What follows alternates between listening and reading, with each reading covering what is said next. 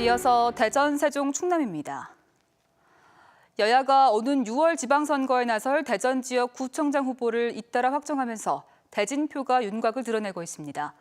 더불어민주당은 경선을 거쳐 유성구청장 후보로 정용래 전 유성구청장 비서실장, 동구청장 후보에 황인호 전 시의원, 대덕구청장 후보로 박정현 전 시의원을 결정하고 중구청장과 서구청장은 각각 박용갑, 장종태 현 청장을 공천했습니다. 앞서 자유한국당은 지난달 말 대덕구청장 후보에 박수범 현 청장을 비롯해 동구청장 성선재, 중구청장 정학일, 서구청장 조성천, 유성구청장 권영준 후보를 확정하고 조기 선거태세에 돌입했습니다. 바른미래당은 동구청장 후보로 한현택 현 청장을, 서구청장 후보로 이재성 변리사를 확정하고 나머지 3곳의 구청장 후보도 물색 중입니다. 충남 논산시와 계룡시 그리고 대전을 연결하는 국도 1호선 구간 소통이 더 원활해집니다. 대전 국토관리청은 논산시 연산면에서 대전시 유성구 방동을 잇는 국도 1호선 우회도로 공사를 발주하고 올 하반기부터 본격 공사에 착수합니다. 이 사업은 오는 2025년까지 1,968억 원이 투입되며 전체 8.54km 구간을 4차로로 신설해 10분 정도 소요 시간도 단축될 전망입니다. 국방과학연구소에서도 채용 비리 의혹이 불거졌습니다. 경찰이 본격적인 수사에 나섰는데 자격 미달인 지원자를 최종 합격시켰다는 의혹에 대해 연구소 측은 행정적 실수일 뿐이라며 혐의를 부인하고 있습니다. 고병건 기자가 보도합니다. 2013년 국방과학연구소 ADD가 낸 직원 채용 공고입니다. 입사 지원 자격 가운데 영어시험 응시 기준이 2011년 4월 이후라고 돼 있습니다. 그런데 당시 전형위원장 등 3명이 2011년 2월 이후로 갑자기 기준을 완화했습니다. 갑자기 기준이 바뀌면서 자격 미달이던 지원자 수십 명이 서류 전형을 통과했고 이 가운데 1명은 최종 합격했습니다. 방위사업청 감사관실은 우수한 인력 확보를 위해 기준을 조정했다는 ADD 해명을 받아들이지 않았습니다. 전형적인 채용 비리일 수 있다며 관계자 3명을 대전경찰청 지능범죄수사대에 수사 의뢰했습니다. 경찰은 방위사업청 감사관실로부터 자료를 넘겨왔는 대로 법리 검토를 마친 뒤 관련자를 소환 조사할 계획입니다. 공공기관의 취업 비리는 젊은이들의 꿈을 짓밟는 거기 때문에 엄정하게 수사를 해서 책임을 물어야 될 거고요. ADD는 채용 공고 과정에서 발생한 행정적 실수일 뿐 채용 비리는 아니라고 해명했습니다. 채용 의혹과 관련해서 현재 수사 진행 중이며 연구소는 수사에 적극 협조하겠습니다. 경찰은 최종 합격자와 전형위원장 등의 사전 접촉과 대가성 여부 규명이 핵심이라며 공공기관 채용 비리 의혹인 만큼 수사를 서두르겠다고 밝혔습니다. MBC 뉴스 고병건입니다. 카이스트가 수백억 원대 투자금을 가로챈 혐의로 복역 중인 김성진 대표가 운영하는 아이카이스트 사무실을 본교 창업보육센터에서 철거하기로 했습니다.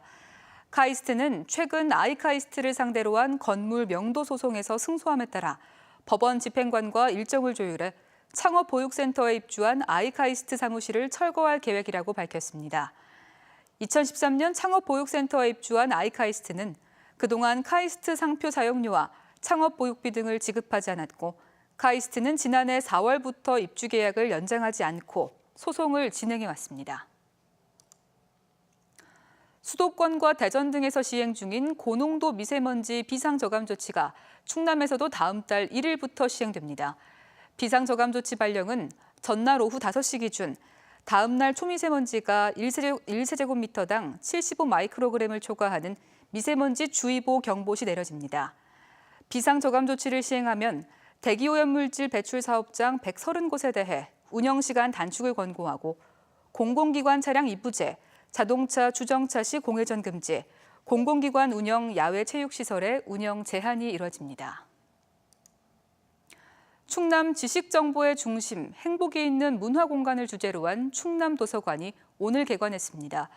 522억 원을 들여 지하 1층, 지상 4층 규모로 건립된 충남도서관은 충청학과 백제약 도서로 꾸민 특성화 자료실과 869석의 열람실 좌석을 갖추고 있습니다.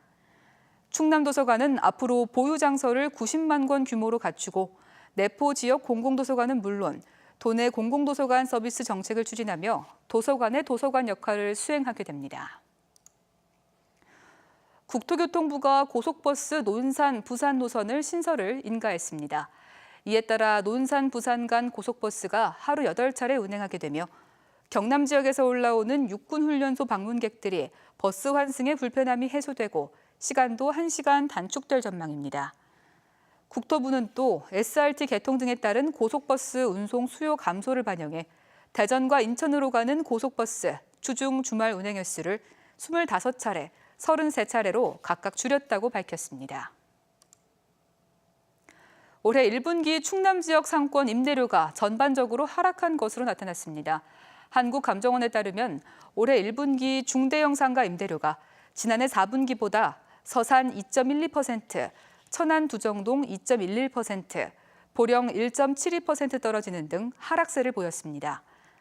충남의 중대형 상가 투자 수익률도 평균 1%에 머무는 등 전국 평균보다 저조했으며 대전과 세종 지역도 전반적인 소비 심리 위축 등에 전국 평균보다 공실률은 높고 수익률은 낮았습니다.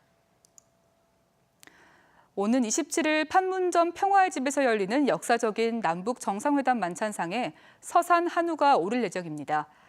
서산시는 청와대가 정상회담의 환영 만찬 메뉴에 서산 한우로 만든 숯불구이를 포함시켰다고 밝혔습니다.